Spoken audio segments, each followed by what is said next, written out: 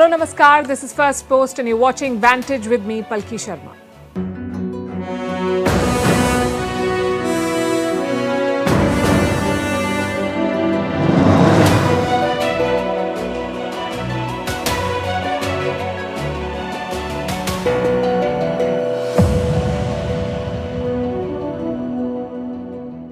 It's Tuesday and we are trying to focus on some good news. Inflation in India is at a 2-year low. Industrial production is up. The risk of recession is near zero. This is not the story elsewhere though.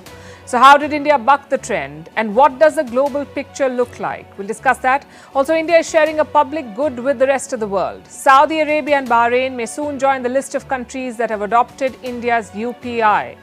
We'll talk about that and India's fintech revolution. Also look at the controversy triggered by Twitter founder Jack Dorsey. He says the government of India threatened his company during the farmer protests 2 years ago.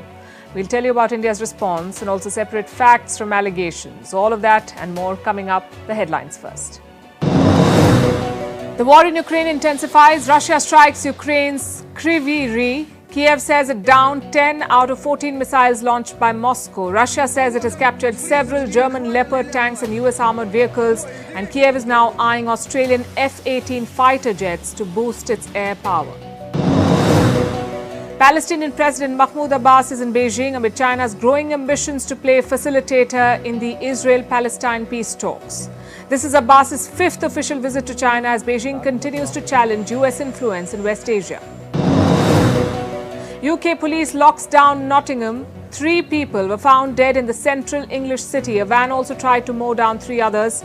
Police suspect the 2 incidents are linked. 1 person has been arrested. Prime Minister Rishi Sunak condoles the deaths. India and Pakistan brace for cyclone Biparjoy.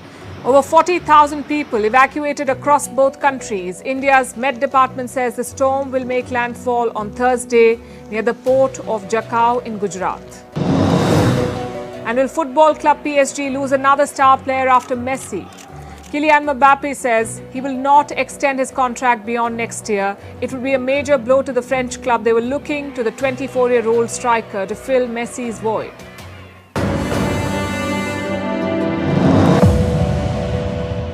If you've been to India or live here, you're familiar with the wonders of UPI, a 3-letter phenomenon that has transformed daily lives. You pull out your phone, scan a QR code and make a payment, as simple as that.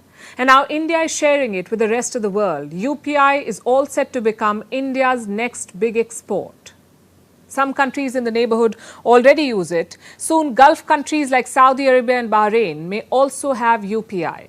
India is talking to them to enable bank-to-bank transfers and cross-border transactions via UPI. Reports say the talks are in early stages and that the Gulf countries are showing a lot of interest. This will help Indians in the region, the Indian diaspora. We're talking about more than 7 million Indians. They regularly send money home. Every year, non-resident Indians or NRIs in the Gulf send back $89 billion. That's 65% of India's total remittances. So far, they've been doing it through banks, but imagine making these transfers from their phones with minimum charges. And yes, charges would apply. You see, UPI transactions within India are free, but if you make a cross-border transaction, then there will be a fee, anywhere between $3 to $6, according to one report. And it may be worth the cost, given what UPI has been able to do in India. UPI stands for Unified Payments Interface, but it's now become a ubiquitous payments interface. It's everywhere. Go to the remotest parts of India and you'll most likely find vendors with QR codes. Go to the busiest parts of your city and the people you see may not be carrying a photo ID, but almost all of them will have a UPI ID. It's an instant payment system. It runs mostly on a mobile phone. It is used to transfer money in real time just by scanning a code. And its success at home is driving its global expansion.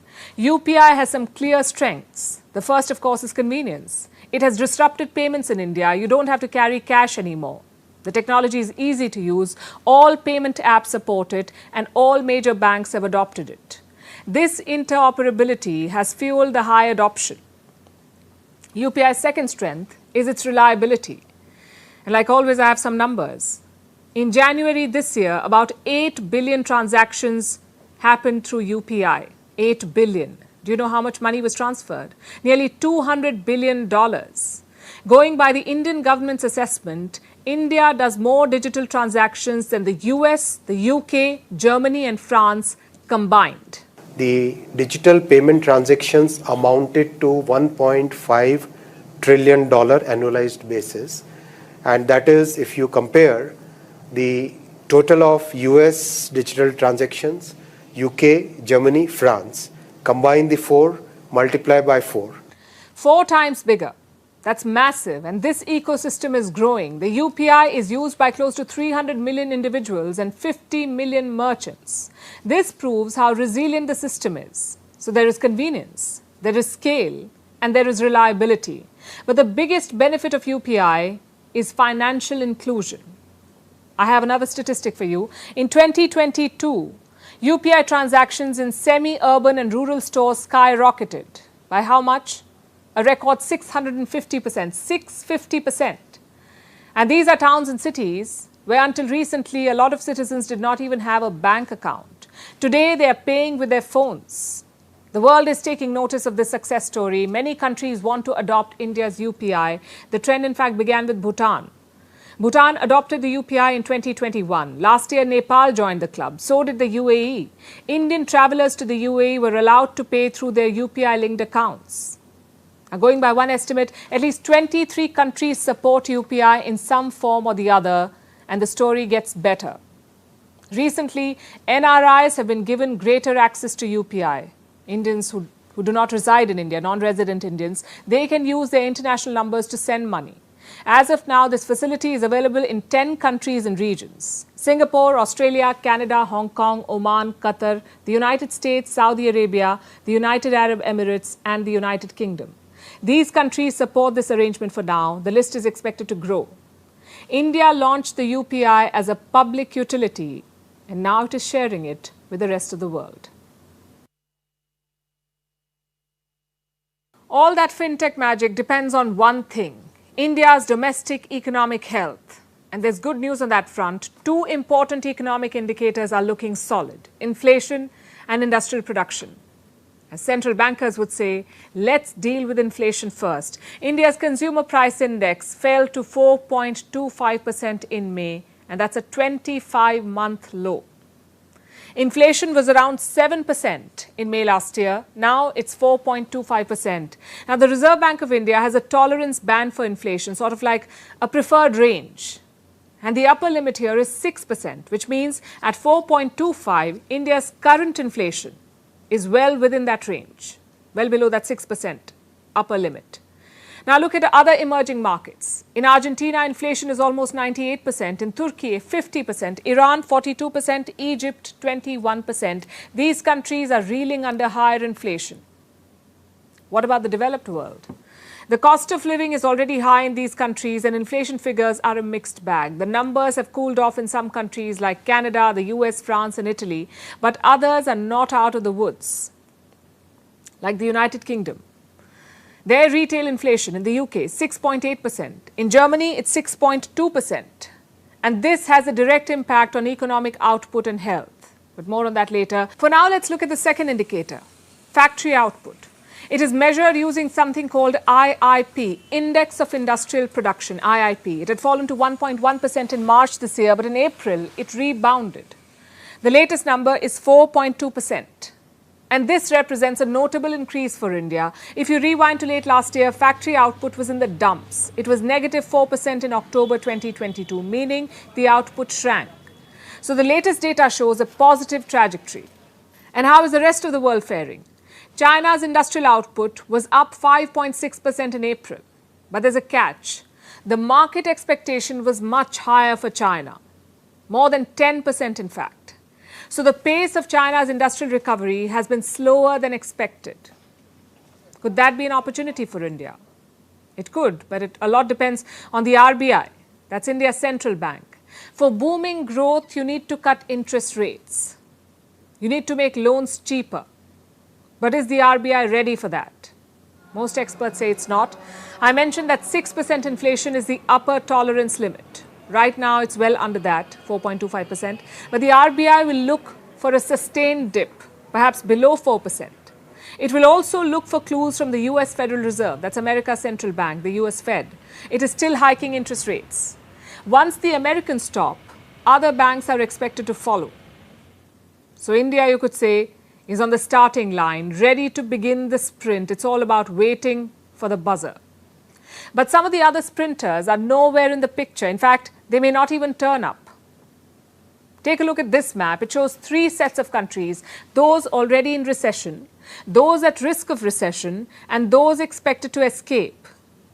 Germany is already in recession. They've had 2 quarters of negative GDP growth, which is technically recession. Next in line could be the United Kingdom, the UK. They have a 75% chance of recession this year. New Zealand has 70%, the US 65%, Australia 50%, and Canada 60%. What about India?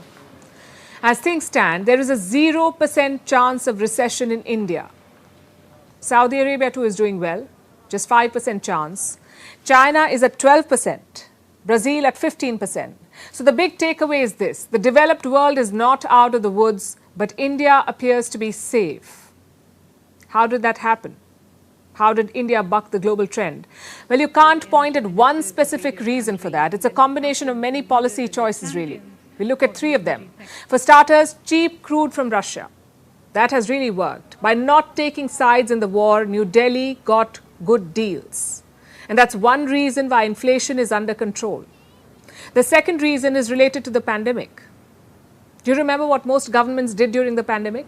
They announced stimulus packages, and most of them were cash transfers. The US, for instance, spent about $250 billion on it. American citizens got checks up to $1,200. I'm sure it helped them, but there's a downside to such policies. More cash supply leads to more inflation. It's economics 101.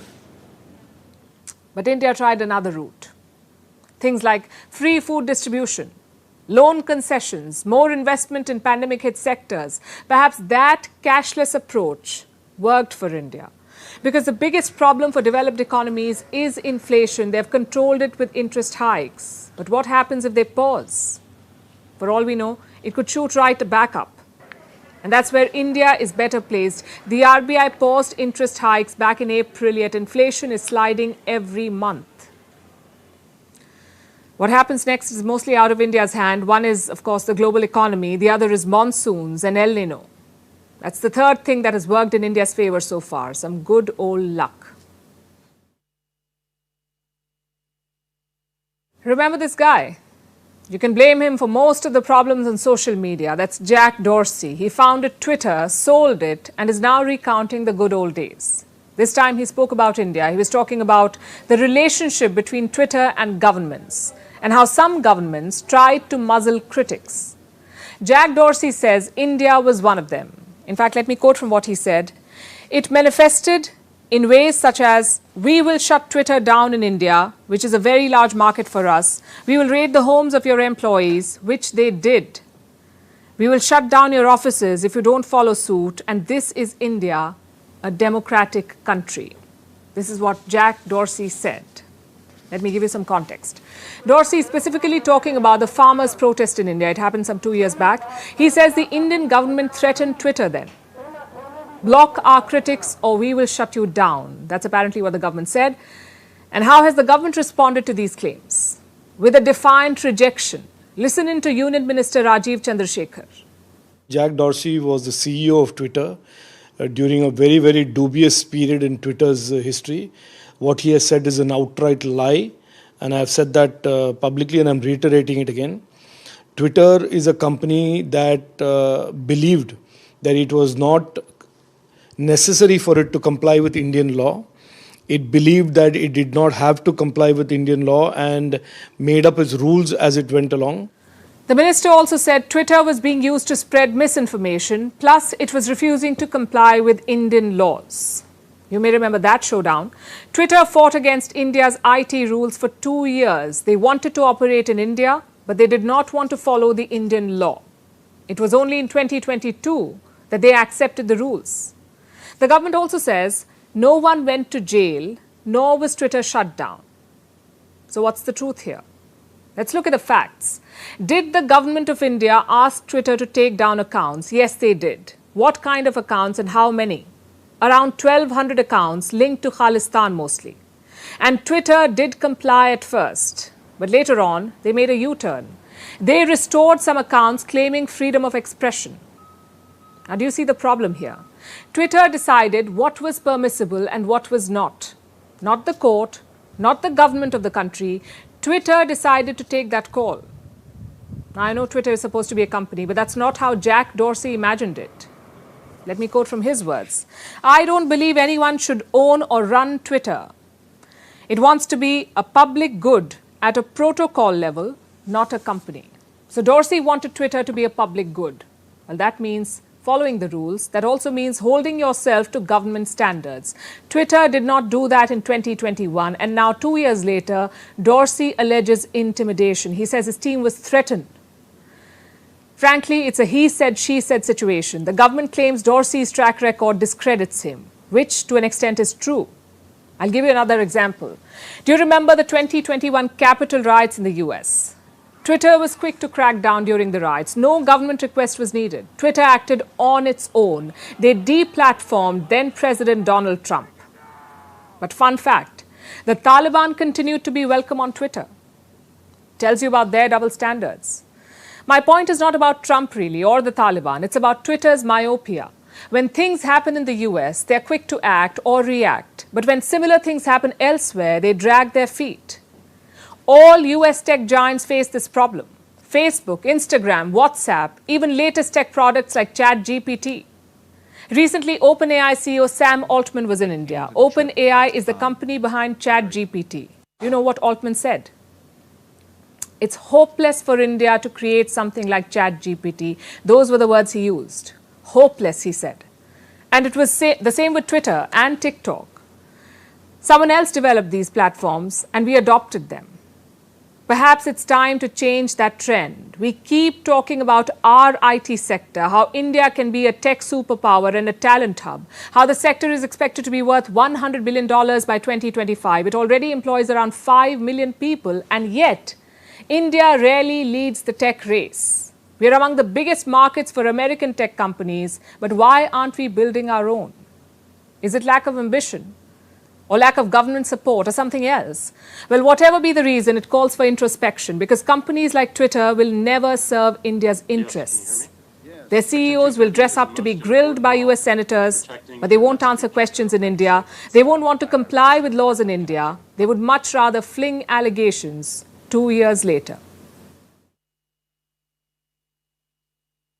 Let's shift our attention to Europe. The skies above the continent look like a war zone. For the next 2 weeks, 250 military aircraft and 10,000 soldiers will dominate these skies.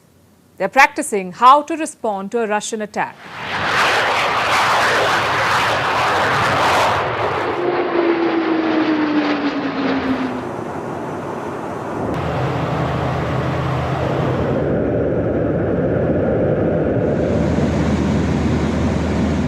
So what really is happening in Europe? NATO drills, the largest ever, the biggest air exercise in NATO's history. Germany is playing host. A total of 25 countries are taking part. This includes friends of NATO as well, countries like Japan. Japan has joined as an observer. And Sweden, which is still waiting to join the NATO. And what are these troops preparing for? A potential war with Russia. Or should I say, another war with Russia, considering they're already fighting one. This exercise is quite deliberately taking place at a level that is not intended to contribute to escalation. It is, of course, a massive presence. It is also important to send a clear signal to Russia. So NATO is sending a message to Russia. Although the exercise is not a new idea really, it was first thought of in the year 2018, 4 years after Russia annexed Crimea. These drills were meant to be a response. Took them 4 years to think of a response. And in the end, they chose to junk the plan. Then Russia invaded Ukraine, and more than a year into the war, NATO has finally come together to conduct an air drill. Full marks for promptness. From my perspective, we are sending a strong message here that we care about our security. And that, I think, is something that is needed more than ever since Russia's invasion of Ukraine. Germany is leading these drills. But what's the point of this exercise beyond making a point to Moscow? Testing and maintaining interoperability. In simple English, they're trying to see if they can fight as one force against Russia. The focus of the drills is Eastern Europe.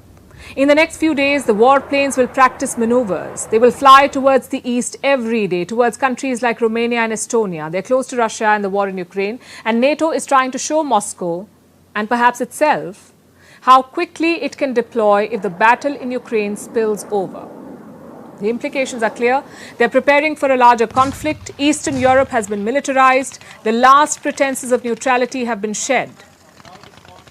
You see, for decades, Brussels has avoided a conflict, and now they're actively gearing up for one. Europe is spending big money on arms. Again, I have some numbers. Europe's arms imports have increased by 47% in the recent past. Military spending is breaking records. Last year, Europe spent 13% more on its armies. By December 2022, Europe's defense spending crossed $200 billion for the first time ever. A part of this is going towards buying arms for Ukraine. But leading European nations, which profess neutrality for the longest time, are also arming themselves. And guess who they're turning to for the weapons? The United States of America. It has got meaty orders from its European friends. Germany is one of the biggest buyers. It has ordered 35 F-35 aircraft. The deal is worth over $8 billion. Then we have Poland. Ahead of Russia's invasion, Poland ordered 250 M1 Abrams tanks. How much did it cost them? Around $6 billion. The United Kingdom asked for a missile defense radar. The price tag was $700 million. Around the same time, Spain placed an order too. They wanted choppers from America. So the trend is quite clear. Europe feels threatened. It is arming itself and playing war games. A larger attack from Russia may become a self-fulfilling prophecy. Over in Canada, trouble is mounting for Mr. Teflon. I'm talking about Justin Trudeau. He has a way of slipping out of trouble, but this time his people want answers. They're disappointed with his handling of Canada, specifically how China meddled in Canadian elections. Some background first. Canada had intelligence that China tried to interfere in their elections, not once but twice, in 2019 and then again in 2021. But this information was never made public. The government knew about it, but they refused to act. In 2022, the intelligence got out. Several Canadian media houses published it. They accused China of trying to favor the Liberal Party. That's Justin Trudeau's group. You can see what it looks like. China tried to meddle in favor of Trudeau's party. He knew about it, but he did not act. Imagine you're the opposition in Canada. Would you let it slide? So Trudeau was forced to set up a one-man committee. Last week, its report was submitted. Do you know what it said? No public inquiry necessary. The report claimed that Trudeau's government did not knowingly ignore intelligence, whatever that means. But Canadians are far from happy. Here's what an opinion poll found. 55% of Canadians say Trudeau's response was poor or very poor. 24% say it was average, and just 14% say it was good. Frankly, these numbers are not surprising. Elections are the beating heart of every democracy. No citizen can accept election interference, especially not from a rival state like Canada. And here, Justin Trudeau knew about it. He ignored intelligence on Chinese interference, knowingly or unknowingly. Doesn't really matter. It's not a luxury that politicians really have. But our story doesn't end here. This opinion poll was taken before Friday last week. And since then, a lot has happened. Trudeau's one-man committee resigned on Friday. The opposition said he was too close to the Prime Minister, so things are not looking good for Justin Trudeau. The question is, what happens next? The opinion polls may only focus on the election meddling claim, but the results show a bigger story, the growing mistrust of China. Around 55% of Canadians want to decrease trade with China. Only 18% have a positive opinion of Beijing. What does that tell you? The average Canadian does not like China. But do they like India? Around 41% Canadians have positive opinions of India. To give you some context, the US only scored 54% on the same poll. So 41 is not a bad number at all. But tell that to the government. Trudeau's government is intent on sabotaging relations, it seems. Again, knowingly or unknowingly. Look at all the incidents this month. First, Canada's National Security Advisor accused India of interference. She clubbed India with countries like Russia and Iran. Then you had this hateful tableau. It glorified the assassination of Indira Gandhi, but Canada says it's not a hate crime. So let me sum up Trudeau's politics for you. He gives China a free pass, all the evidence and public opinion be damned. But he also shelters Indian separatists. Such mindless politics will impact bilateral ties. In fact, Foreign Minister S. Jaishankar warned of it. He said such actions are not good for relations. But don't expect Justin Trudeau to act. He's consumed by vote bank politics. In his mind, seeking action against separatists is interference, but trying to rig elections is not. It's a logic only Mr. Teflon can explain. Perhaps his free pass to China will backfire electorally. Then you can be sure of a public inquiry. Our next story is from Thailand. It's a Buddhist kingdom, but its southern region has a Muslim majority Malay population. This region has been home to a long-standing separatist movement and violent insurgencies. In recent years, peace talks have been on. But now there is fresh talk of self-determination, even an independence referendum. The outgoing government and the military have launched a crackdown. Their critics say they're exaggerating the risks, though. Our next report takes a closer look at this conflict. Thailand's ruling military establishment is tense. Outgoing Prime Minister Prayut Chan-o-cha has alerted the country's National Security Council. He wants them to take action against a group of activists and politicians. Why? For holding a seminar called Self-Determination. What was it about? Separatism, apparently. At least that's what Bangkok fears, the revival of a long-running separatist movement. This is related to a province called Pat Thani. It's located in the southern part of the country. This is a map of Thailand and Malaysia. This is the border between the two countries. You see these three border provinces. They're collectively called the Pat Thani region. And they are the site of a separatist movement. A violent movement which has reportedly claimed over 7,000 lives since 2004. Why? Because despite being Thai provinces, they are home to mostly ethnic Malay people. 88% of the people here follow Islam. This is according to the Thai census of 2014. So, this region is dominated by Malaysian Muslims, but it's now part of the Buddhist kingdom of Thailand. How did that happen? The short answer is the British. Malaysia was part of the British colonial empire. It was called British Malaya. The region bordered the Kingdom of Siam, the predecessor to modern-day Thailand. The British signed a treaty with the kingdom in the year 1909. It's called the Anglo-Siamese or Bangkok Treaty of 1909. In this, the British recognized Siam's control over today's Pat Thani region. Why? Because it's the British. Trade was more important than ensuring a stable border. Money was given priority over culture and traditions, so they drew borders as they deemed fit. The result is this: decades of religious tensions in the Pat Thani region. Bangkok says the provinces are an integral part of Thailand, and they're right. Legally, the borders negotiated with Britain are valid, and any calls for redrawing those borders, any talk of independence, is unlawful. Which brings us back to the activists. They know the laws, so they didn't directly ask for independence. Instead, they asked if a referendum should be held, and if the people of Pat Thani have the right to self-determination. This has raised red flags.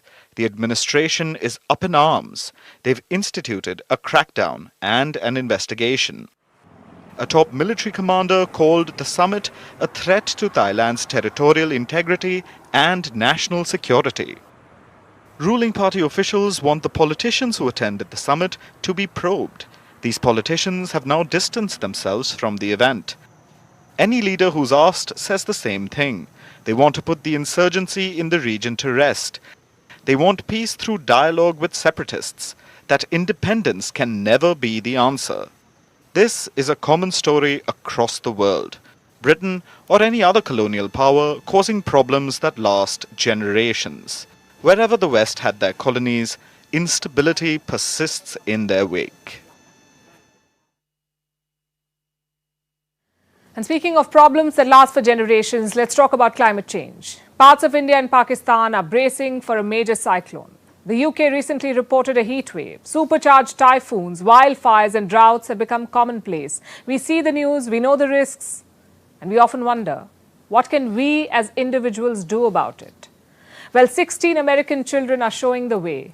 They're in the US state of Montana and they're making history. They've filed a case against their government over the climate crisis. They've sued the state of Montana, and it's the first such case ever to go to trial in the US.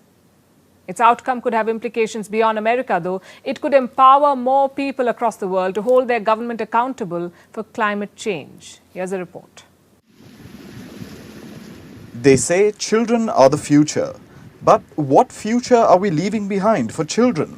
One riddled with extreme weather events, where constant greenhouse gas emissions lead to irreversible climate change? Well, some children have refused this future and are fighting to protect the environment. We're talking about a group of 16 children from the US state of Montana. They have sued the state government for its fossil fuel-friendly policies, and they're actually being heard in court.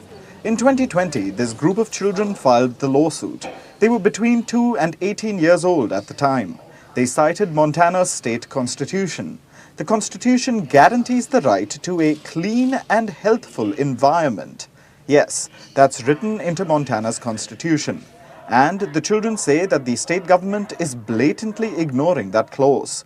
Montana has the largest coal reserves in the US, and it has promoted the coal mining industry over the years. An example is a law passed in May. It limits the effectiveness of environmental regulators. It stops them from assessing the climate impacts of proposed fossil fuel projects, like coal mines or power plants. Obviously, this makes it easier for companies to flout environmental rules. The 16 children from Montana are fighting to highlight this, because the lawsuit itself does not really have a solution. Even if the children win the case, the court will only be able to issue a declaratory judgment, meaning it can say that the state's constitution was violated, but the court cannot formulate new laws. That remains in the hands of politicians. So this lawsuit will not be able to stop Montana's poor climate practices. And yet, the government is fighting back hard, using every tactic possible. First, there was slander. The state called the lawsuit a mere publicity stunt, a waste of taxpayer money, aimed at shutting down responsible energy development. Then Montana tried to get the case dismissed, first completely, then partially. But it didn't work. Then they took it to Montana's Supreme Court last week. This was a bid to delay the trial, but none of it helped. The trial has begun. It'll last 2 weeks. The judge will then produce the verdict. Experts say that Montana is unlikely to accept criticism, that it will make an appeal to a higher court, even if it's only a declaratory judgment. After all, fossil fuel companies won't want a negative outcome in such a high-profile case. It may pave the way for more such lawsuits across the US and the world, which is what the children ultimately want. Even if the Montana court can't undo the damage caused by their government, it can serve as a precedent, a rallying cry for environmentalists everywhere, one they can use in the next fight against the fossil fuel industry. For our next story, we're taking you to the Netherlands. It's a small country in Europe, home to around 17 million people, and they're all under threat. Not by an imposing neighbor or a brutal terrorist organization, but by the sun's rays. And the government has come out with a plan to protect them. Free sunscreen. It may sound frivolous, but it's a serious situation. The cases of skin cancer are on the rise in this country, and sunscreen is their first line of defense. So this is what the government plans to do. Install sun cream dispensers across the country, in schools, in universities, in parks, at festivals and other public spaces. These will be a lot like sanitizer dispensers that you saw almost everywhere during the pandemic and since then. For the Netherlands, this is a major health initiative. The country faces record levels of skin cancer. We are talking about 1 in 6 Dutch people developing skin cancer, 1 in 6 people. The reason is UV rays or ultraviolet rays. Overexposure to such rays, mostly from the sun, leads to skin cancer. But the sun is not the only source. There are artificial sources too, like sun lamps or tanning beds. Their rays damage skin cells. They trigger the formation of abnormal cells. And these are cancerous cells. They divide rapidly. They spread rapidly. And in some cases, they can be deadly. Skin cancer can be deadly in some cases. So the Dutch government's move is a step in the right direction. Hopefully, it will also change mindsets. You see, across the world, sunscreen is treated like a cosmetic product. It carries a heavy tax. It's often also seen as a luxury product. But increasingly, it is proving to be essential. The Dutch move may set a precedent for others to follow, because skin cancer is on the rise across Europe. More than 7 million Europeans are estimated to have it. Look at the case of Germany. Germany is a neighbor of the Netherlands. It has seen a 55% increase in deaths from skin cancer, 55% increase in the past 2 decades. Also, skin cancer, you would know, is of several types. The most serious type is called melanoma. And melanoma has claimed about 60,000 European lives in 2020. But of course, skin cancer is not limited to Europe, and it's a myth that only white people are at risk. People of all ethnicities and colors can be affected. The highest rates of melanoma, in fact, are observed in Australia and New Zealand. This is followed by Western Europe, Northern America, Northern Europe, and then Africa and Asia. So far, so depressing. But here's something encouraging too. Most cases of skin cancer are preventable. All you need is sun protection. And most experts agree that all of us need it all year round. But we need it especially during late spring and early summer. That's when harmful UV rays are the strongest. So perhaps it's time you spoke to your doctor and picked what's best for you. Have you ever been squished into a tight plane seat? Do you curse inadequate leg room on flights or fellow passengers who willfully recline their thrones? Well, if yes, then this story is for you, because we get it. Uncomfortable airplane seats can make even a short journey to paradise feel like forever. But here's some good news. The future of air travel may look very different. I'm talking about economy class bunk beds and double-decker seats. Also increased accessibility for passengers with wheelchairs. Our next report tells you what your seat could look like. Look at these purple-lit pods with pillows and eye masks awaiting on each bed. They look much more like the bunks you would find on European trains, except with more of a space-age vibe. In fact, these pods look like they belong in a sci-fi movie. But they could soon be front and center in the aisle of the economy section of Air New Zealand. Yes, New Zealand's national carrier is taking good sleep to the skies.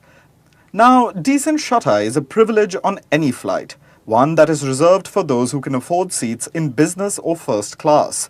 But the lie-flat seats are flat out of reach for most of the passengers, and this is an attempt to change that.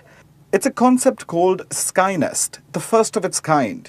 It reimagines economy class seating and offers not only bunk beds in the skies, but also a glimmer of hope to its sleep-starved passengers.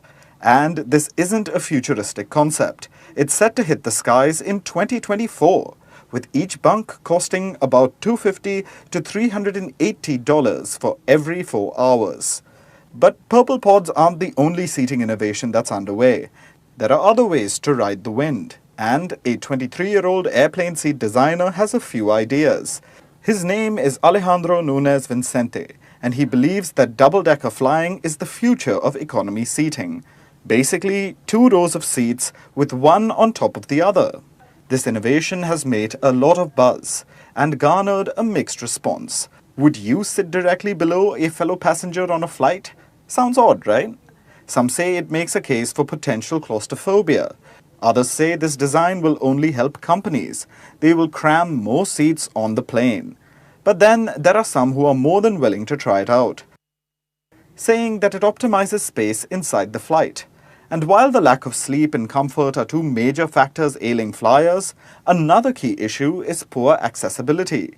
Many times, wheelchairs are damaged in flights. US airlines on average mishandle about 10,500 mobility devices annually. They damage about 1.5 wheelchairs for every 100 flown. A well-known disability activist even died due to this. She developed complications after she rented a wheelchair because her custom wheelchair was destroyed during a United Airlines flight. And this isn't just an American problem. Experts say while data may be lacking, this problem is all-pervasive. But now there may be a solution. A new airplane seat debuted this month. It allows travelers to remain in their own wheelchairs during flights. These wheelchairs would attach to the flight seats, and passengers will be able to use the airplane's headrest and tray tables. This innovation is being called a crucial step forward. It's also economical. Reports say that wheelchair-bound passengers spend over $58 billion on travel annually. Moves like this will make it a win-win for both sides. Moral of the story: air travel is changing. Seating innovation is taking to the skies. And soon enough, we'll know if these ideas fly in the real world. And now it's time for Vantage Shots, images that tell the story. Starting with the US, tens of thousands of dead fish washed up at beaches in Texas. Officials say low oxygen levels in warm water has led to the situation. Meanwhile, SpaceX's Falcon 9 rocket delivered 72 spacecraft to orbit. It has now returned to Earth.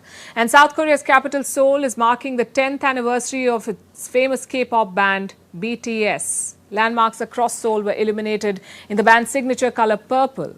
And finally, what makes this day significant? June the 13th. We're taking you back in history. And this is a rather somber story. On this day in 1997, a fire broke out in a movie theatre in India's capital, Delhi. So you may have heard of the Upahar cinema fire. This happened during the screening of a famous Bollywood film. The theatre had only one functional emergency exit. More than 50 people were killed. We're leaving you with this. Thanks for watching. We'll see you tomorrow.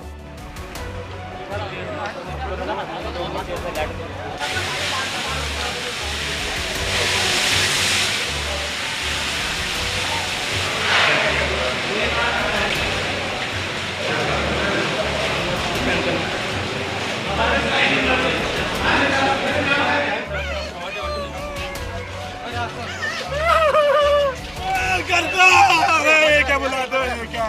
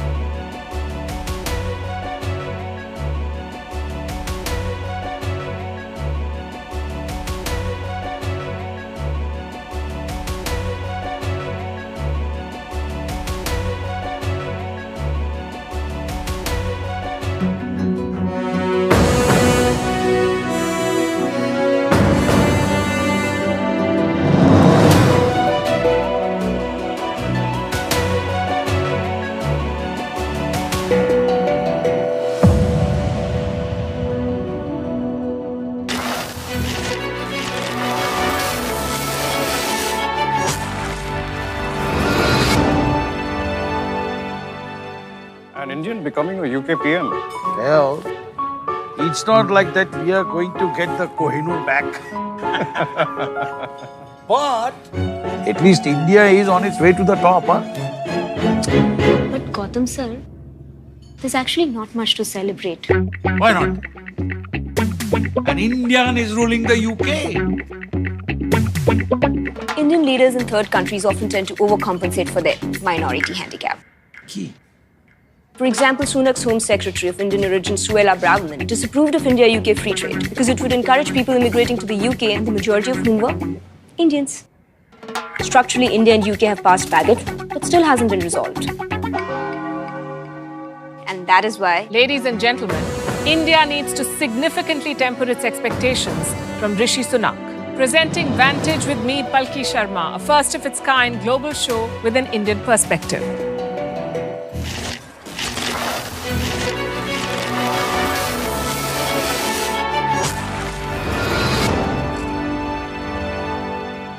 Mismanaged vaccination drive, broken healthcare systems, citizens taking matters into their own hands. India's failure in managing the COVID-19 crisis is staggering.